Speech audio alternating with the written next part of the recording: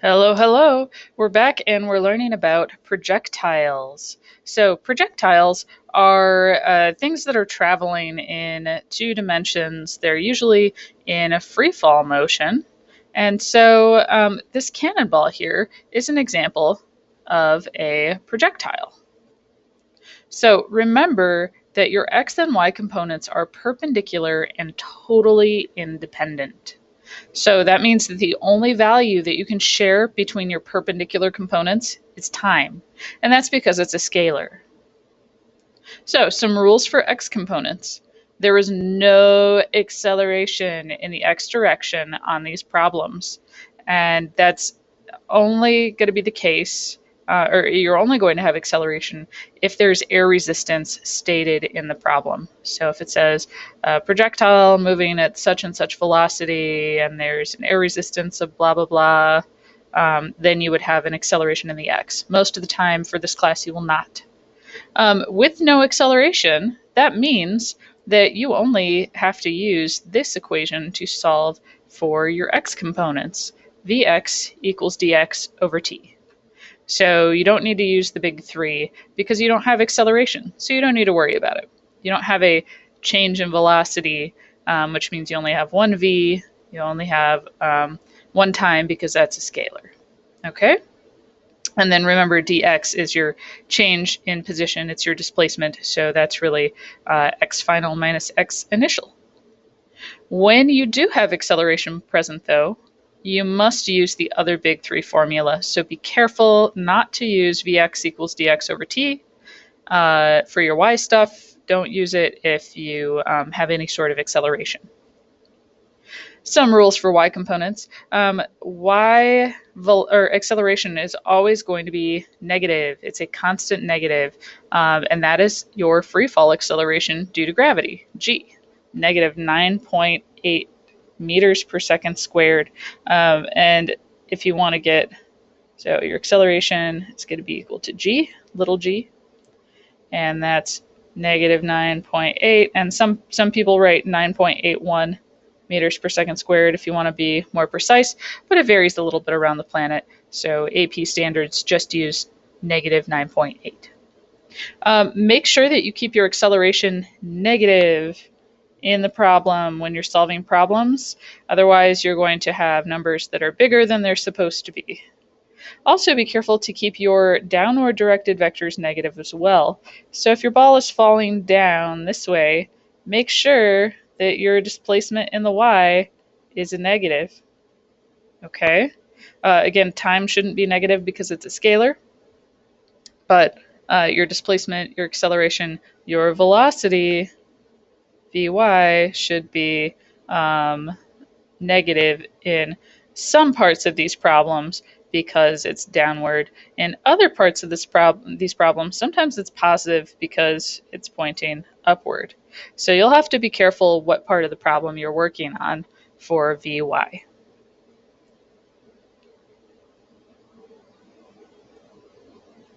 Okay. So, motion vectors. We're going to look at the next image in a minute here.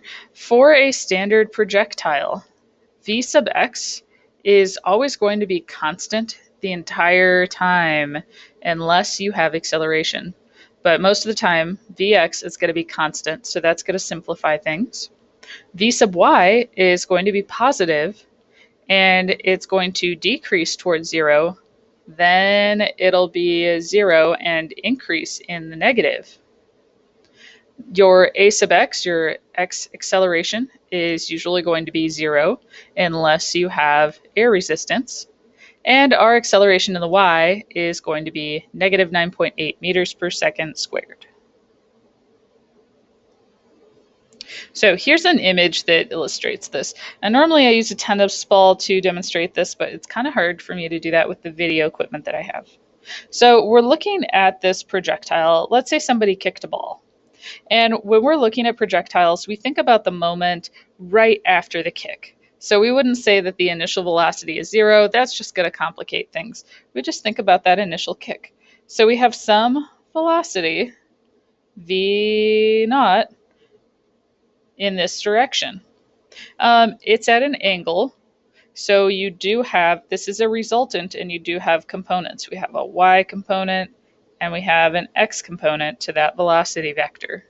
So sometimes in these problems, we're going to have to split things. Okay, so in the x, if you notice down here, our x velocity is going to be constant the entire travel of this ball. The total velocity is going to change, but your x component is always going to be the same for the path of this ball. If we're looking at what's happening in the y, over here on the right side, your initial y velocity, it's going to be pretty big. It's right after the kick. That's the strongest, kick that you could make, and that's the fastest it's going to go because we have acceleration working in this direction. This is a sub g, or you could call it little g, or a sub y. You have an acceleration pointed down, working against this velocity. So that's going to mean that you're slowing down, that you're reducing your velocity, you're decreasing your speed. So initially we have very big, right here we have big Vy, okay? And then along the path here, Vy decreases.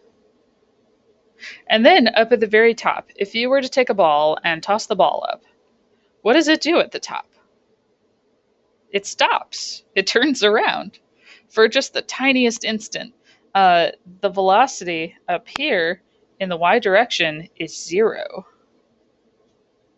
And that's going to be a powerful tool for us to use as we're doing these problems. Because a lot of times in the problem, they won't tell you that Vy is 0, but we might be looking for maybe the maximum height that something reaches, or the time it takes to reach that maximum height. And in that case, you would use your Vy, your big Vy at the start as your initial velocity, and Vy equal to 0 is your final velocity.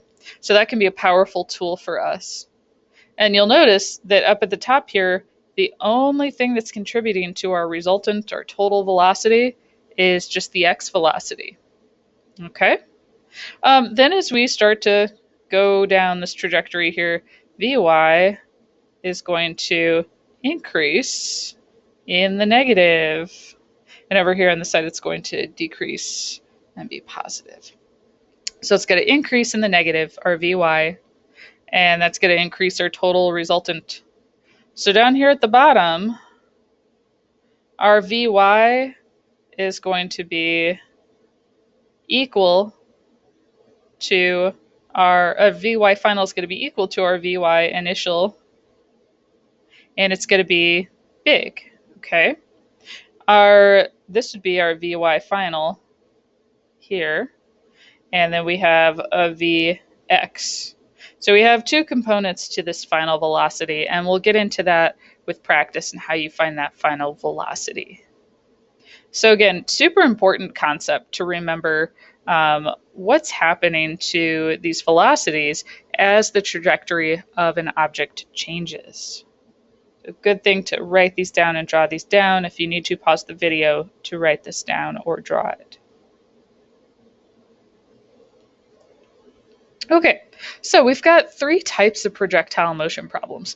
This isn't an official type, but it's something that I was taught, and it's something that I think is super helpful for you to figure out how to approach a problem and solve it.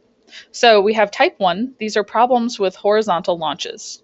So they're problems where maybe you have something being fired straight off from a cliff or something. We've got a cliff and something's launched and then it goes down to the ground. So that's a horizontal launch problem. And then we have type 2 problems. These are angled launches from the ground or from a ramp to another ramp. So type 2 problems, they start at the same spot that they end at. So we'll have an angled launch instead of a horizontal one. But we'll have an angled landing, but we're still going to, I drew that vector wrong, there we go. But we're still going to end up at the same height, at the same vertical displacement here. So that's a type 2 problem. And then we have type 3 problems. So type 3 can be a little trickier because we're starting and ending at different positions. So we'd have an angled launch and then maybe it's going to land higher than where it started. Or maybe it'll be the opposite and it'll end lower where it started. Maybe we have a ramp at the end or a ramp at the start or something like that. So these are the types of problems that you will be seeing. So we're going to go over type 1 problems and then I'll hit up type 2 problems in the next video. So a student sits on the roof of their house, which is 12 meters high. She can launch water balloons from a slingshot at 14 meters per second. If she fires a water balloon directly horizontally, how long is it airborne? And how far forward will it travel? So how long it is airborne is only going to depend on how far it falls in the dy, in your y displacement. Okay? And then how far forward it will travel is only going to depend on Vx, on your x velocity, and time. So I want you to take a moment to try to solve this one, and then come back to the video. So good way to work these type 1 problems. I like to separate my page into X stuff and Y stuff. And that way we can make sure that we keep these vectors and these components independent of each other. Because remember, X and Y is independent. Okay? So all of my X stuff and Y stuff, I like to just go through the problem and get all of the information bit by bit here. So they're sitting on the roof of their house, which is 12 meters high. So that's a Y value, 12 meters. That's going to be our D sub Y. She can launch water balloons from a slingshot at 14 meters per second. And she's firing these things horizontally. So we know that our V sub X is going to be 14 meters per second. Okay? If she fires a water balloon directly horizontally, we're looking for how long will it be airborne? Well, time, remember, is always a scalar, and it can be exchanged or interchanged between these two sides. It doesn't really belong to any side. Your time in the X should be the same as your time on the Y every time. Okay? So how long will it be airborne is going to depend on how far this thing falls in the Y direction. Okay? So we have a dy. We can't really do anything with time in the X because the only equation we have in the X is Vx equals dx over t. Well, we know Vx, but we don't know dx and we don't know t. So we have two unknowns, which means we cannot solve that side because we don't have another equation for x, for our x components. So that means we have to come over here to the y. Okay, so we have a displacement. We're looking for a time, and we do have some other things that the problem doesn't explicitly state. Our acceleration in the y is always going to be negative 9.8 meters per second squared. So we have an acceleration. Our initial velocity in the y, since this was a horizontal launch, our initial velocity is going to be 0 meters per second. So there's a lot of hidden information in these problems. I like to call it hidden information. But it's stuff that you have to kind of read the problem and think about the situation. Maybe you draw a picture. Maybe you draw, dy here, and you draw your initial velocity here. So there's lots of stuff that you can try and do to help make the problem a little more clear. So I'm going to erase this here.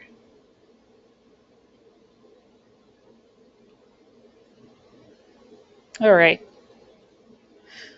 So we have a velocity in the y, we're looking for time, we have a displacement in the y, and we have an acceleration.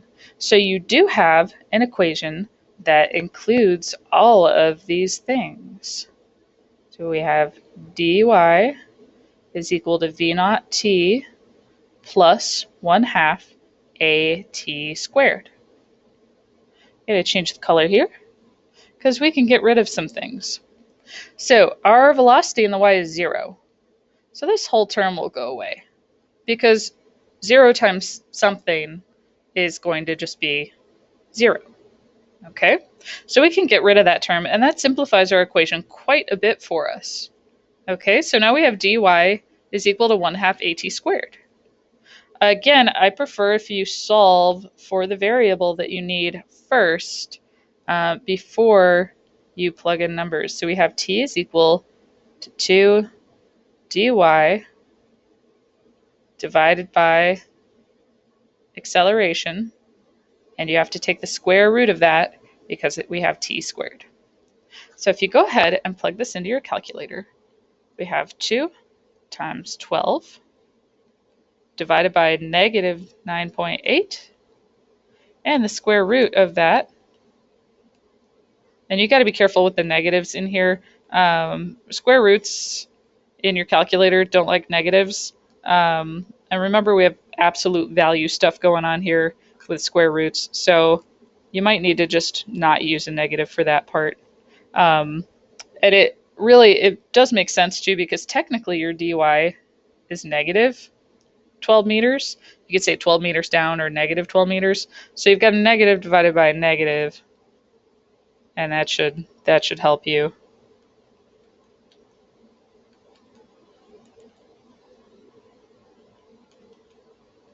All right, so if I calculate that out, I have for time 1.56 seconds. Yep, I have 1.56 seconds. So that's my answer for part A. How long will it be airborne? And you could round this to 1.6 seconds if you're being sig figgy about it. All right, so that gives us a time, and now we want to know how far it travels in the x direction. So since we already have an equation for the x direction written out here, this isn't going to be too bad. So we have vx equals dx over t, and we're looking for how far this thing travels in the x. So if I rearrange this, I have dx is equal to vx times t. Well, I have time now, so I can just plug that in. I'll write it down here so it's a little less messy.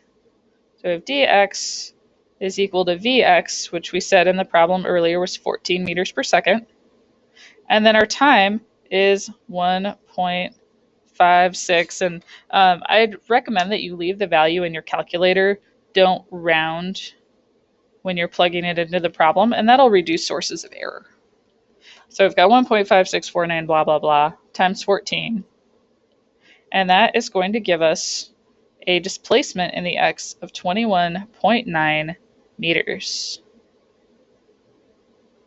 So that's how we solved a type 1 problem. Yay, you did your first type 1 problem. Again, what we're doing is we're making sure that we put all of our x stuff in one side, all of our y stuff separate on the other side, and we allow time to kind of bounce back and forth between the two of them. So again, as you're starting to do these problems, I recommend that you write your knowns and your unknowns on your x and y sides so that you can see what you need to do and what you're looking for. Okay, so pause this if you still need to write something down. I'm going to erase this and move on to our next problem. Okay, so here's another type 1 problem. James Bond drives straight out of a parking garage at 8 meters per second, that hooligan, and hits the ground 3.4 seconds later in his car. So we want to know how far his car fell, and we want to know the car's total impact velocity. So that would be the magnitude and the direction. Okay, so we're going to go ahead and try this one out on some blank space here. So I'm going to write down my x's, got x side and y side. Okay, so things that we're given, things that we know. We know that Vx is equal to 8 meters per second. We know that time is equal to 3.4 seconds. We know that the acceleration in the y direction is negative 9.8 meters per second squared. We know that our acceleration in the x is 0, so we've got Vx equal to dx over t. Okay. They did give us a dx. We'll go back here and look at that. They didn't give us a dx, but they gave us some time. Okay, so they gave us time. So that means we could solve for dx if we'd like to. What we're looking for is how far the car fell, so that would be dy, and the car's total impact velocity. So we could find dx, but we don't know if we need it yet, so let's not worry about that. So we're looking for dy, and we're looking for how we're looking for our final velocity. So v final doesn't belong to x or y. It is a resultant. So we got to kind of keep these guys separate. Okay? So first thing we should do is we need to go and find dy.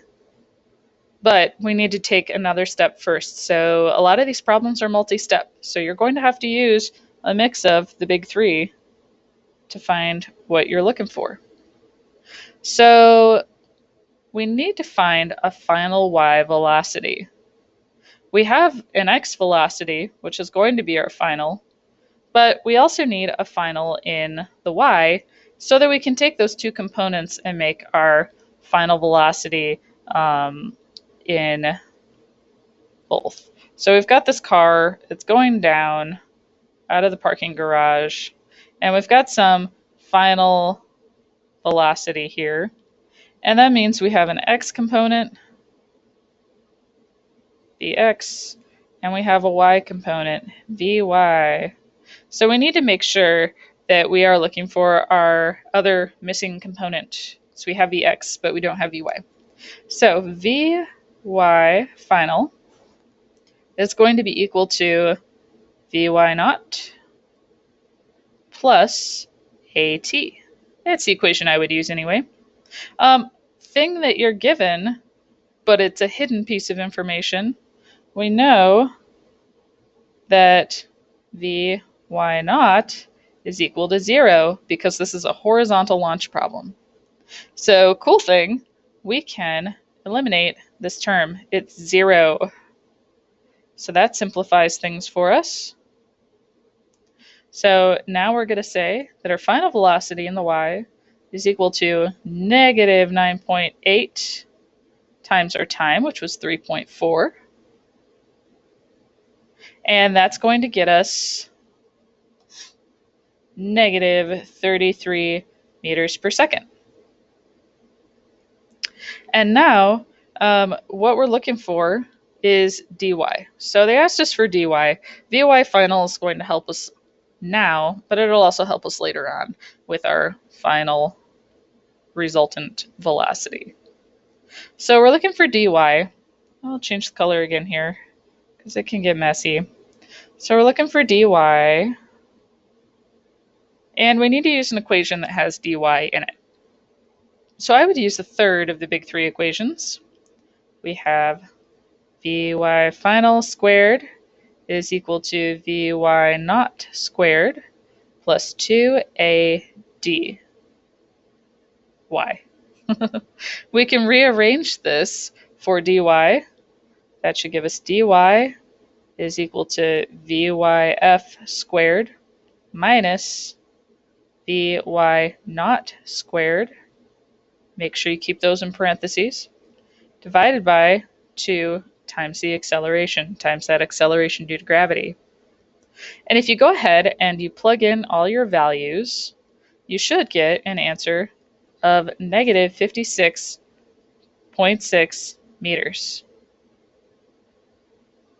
Make sure you include units on everything. You could leave that as negative 56 or negative 57 meters, or you could say 57 meters down. Make sure that you have a negative or a word to indicate that it's down so that we can make sure to represent this vector with its not only its magnitude, but also its direction. Okay, so we found the first part of the problem.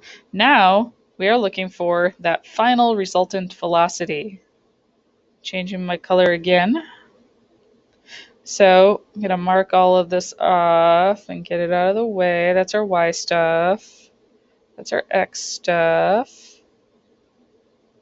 Okay, so we're looking for that resultant velocity. We're looking for this guy right here. And what we need now is trig. You'll notice we have two components. We have an x and a y. We have a final y velocity, and we have a final x velocity. So if you have two sides of a triangle and you're trying to find the hypotenuse, what do you need to use? The Pythagorean theorem. So we have 8 squared plus 33 squared and square root of all of that. So 8 squared plus 33 squared, square root, and that should give you 33.95 blah blah blah. So 34 meters per second. This is my resultant velocity, my resultant speed. It is not my resultant velocity because remember, we need an angle. Okay? You can choose whichever angle you want to do. We could do this one. We could do this one. It doesn't matter so long as you call it out. I typically like to use the one up here because that's with the horizontal. So we've got Vx, we've got Vy. Oops, thought I was erasing. We have Vx, we've got Vy, and then we have our resultant, and we have some angle theta between them. Okay? So, when looking for that angle, we just need to use SOHCAHTOA, good old SOHCAHTOA. So we have an adjacent side to the angle, and we have an opposite side to the angle. So that means we should use tangent TOA. So theta equals the inverse tangent, or the arctangent, TOA of our opposite over our adjacent. So if you go ahead and you plug these values in, we've got the inverse tangent of negative 33, sorry, divided by 8. And that gives us an angle of 76 degrees. So the way that I would go ahead and write this, and make sure you pause if you're still writing because I'm going to erase all the things. The way that I would write this is V, and you could say V final, you could say V final total, VT for total, or VR for resultant. V final is equal to 34 meters per second at 70, I think it was 76 degrees below the horizontal. Okay, and again, this is represented like this. Here's VF, and I'll draw your other components. You've got Vx, Vy, and you have your angle theta here. Okay, so that's the end of your type 1 problem practice. Next time we'll have a video for you on type 2 problems. I know this is a lot, but I really wanted to walk you through step by step so that you could approach these problems in a way that is a little more manageable, other than just staring at a bunch of numbers that are confusing. So again, split it into x and y, put your scalars and your resultant stuff in the middle, and then just take the time to solve stuff on either side of the problem. Okay, that's all I've got for you. Hopefully that helps, and we'll see you next time.